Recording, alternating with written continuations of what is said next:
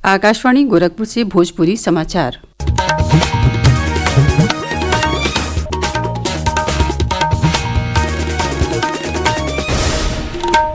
नमस्कार, समाचारन के साथ हैं हम सुषमा श्रीवास्तव।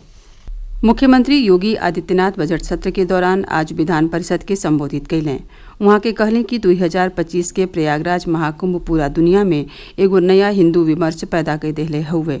मुख्यमंत्री बतौलें कि यूनेस्को का निदेशक कहले हमें कि कुंभ मेला प्राकृतिक और सांस्कृतिक धरोहर के रूप में दुनिया के एगो नया दृष्टिकोण दे रहल हुए।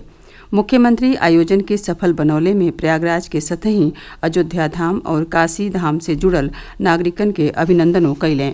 13 जनवरी से लेकर के 27-28 फरवरी तक इन 45-50 दिनों तक पूरी काशी पूरी तरह पैक थी।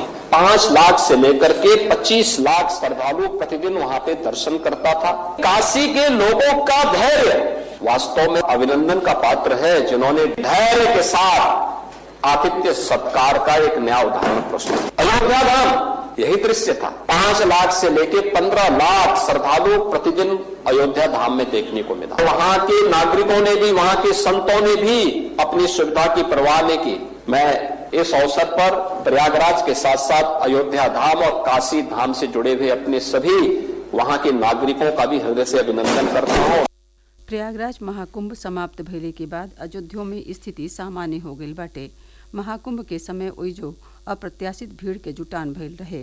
अयोध्या का कमिश्नर गौरव दयाल बतौलें कि रोजे भी नहीं 6:30 बजे से रात 9:30 बजे ले श्री रामलला के दर्शन हो रहल बाटे। तीर्थ क्षेत्र में सुरक्षा व्यवस्था बेहतर बाटे। अब तो समान व्यवस्था हो गई है और जो पहले जितना फुटफॉल था लगभग उतना फुटफॉल इस समय है श्रद्धालुओं का। कुंभ के दौरान तो अप्रत्याशित संख्या में यहाँ पे आए थे श्रद्धालु, तो उसके हिसाब से टाइमिंग्स को भी मॉडिफाई किया गया था मंदिर में दर्शन का। आज की तिथि में ऐसी कोई समस्या नहीं है। समान रूप से सबका आगमन और सबका यहाँ से जाना जारी है इस समय, तो कहीं कोई समस्या नहीं है और सारी चीजें नियंत्रण में है।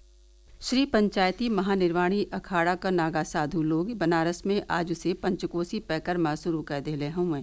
मणिकर्णिका घाट पर संकल्प लेके और बाबा विश्वनाथ के दर्शन कैले के बाद करीब 300 नागा साधु पैकरमा बदे निकल गए।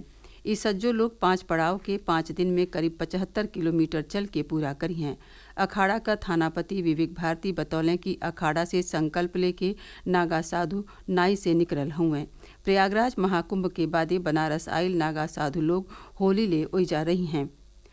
मुख्यमंत्री योगी आदित्यनाथ आज गोरखपुर पहुंचलें। ऊ बिहने गोरखपुर के योगीराज बाबा गंभीरनाथ प्रेक्षागृह में गोरखपुर और बस्ती मंडल के एक जनपद एक उत्पाद ODOP के 2100 लाभार्थियन के टूल किट बटी हैं। सतही वो मुख्यमंत्री युवा योजना के कुछ लाभार्थियन के बिना सूद वाला ऋण का चेको दी हैं। नई दिल्ली में आज आकाशवाणी के रंग भवन सभागार में हास्य कवि सम्मेलन रंग बरसे का आकाशवाणी का महानिदेशक डॉक्टर प्रज्ञा पालीवाल गौड़ उद्घाटन कैलिन। कवि सम्मेलन में सुरेंद्र शर्मा और संतोष आनंद के सतही कई गो जानल मानल कवि लोग काव्य पाठ कैलें। होली के त्योहार के देखत मिर्जापुर रेलवे स्टेशन पर 3 गो विशेष रेलगाड़ियन के ठहराव हुई। उत्तर मध्य रेलवे का मुख्य जनसंपर्क अधिकारी रागिनी सिंह आज बतौलिन कि नई दिल्ली गया सुपरफास्ट रेलगाड़ी, आनंद विहार टर्मिनल राजगीर एक्सप्रेस और नई दिल्ली सहरसा एक्सप्रेस के ठहराव निर्धारित तिथियन पर मिर्जापुर रेलवे स्टेशनों पर हुई। आकाशवाणी वाराणसी के महमूरगंज स्थित सभागार में लेखा परीक्षा पैरा निगरानी प्रणाली पर कार्यशाला और आकाशवाणी दूरदर्शन के वाराणसी क्लस्टर के समीक्षा बैठकी काली से शुरू भइल, जौन 7 मार्च ले चली।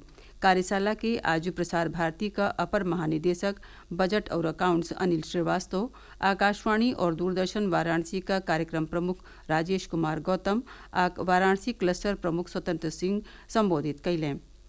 एमे आकाशवाणी और दूरदर्शन के वाराणसी क्लस्टर के तहत आवे वाले कई गो केंद्र का वरिष्ठ पदाधिकारी हिस्सा ले रहल हुए।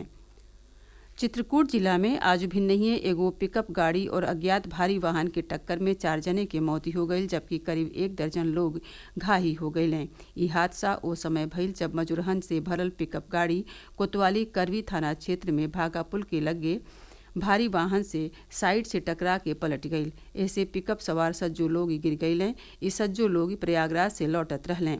एकरे साथही भोजपुरी समाचारन का ई बुलेटिन पूरा भइल। नमस्कार।